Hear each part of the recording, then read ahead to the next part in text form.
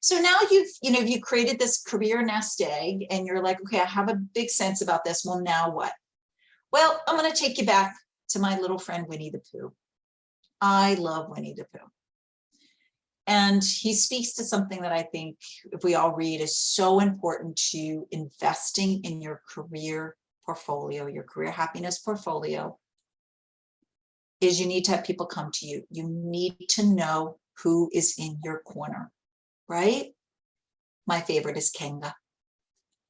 So what I talk to people about is you need to think about who's your career portfolio advisors. And I think about 3 different groups within this. Is first, you need to think about your cheerleaders.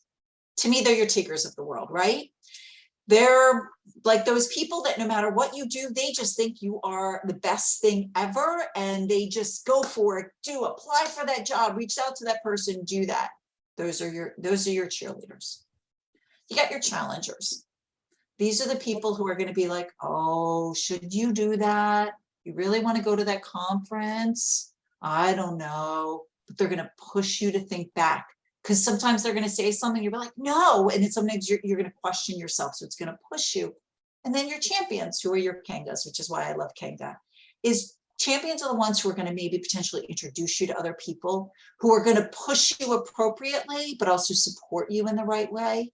So you want to think about people that fall into each of these categories. And in an ideal world, people who meet all 3. So I encourage you, if you can, after today, to think about, do you have people in each of these areas? Because there's times when you need the challengers, the champions, the cheerleaders, and sometimes you might pull in someone who's all 3 to be able to be saying to you, are you investing in the right qualifications? Are you doing enough volunteer work? What's your network look like? Is your skill set really that strong in that area?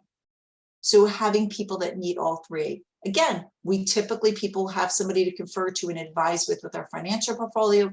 Same thing is true of our career portfolio.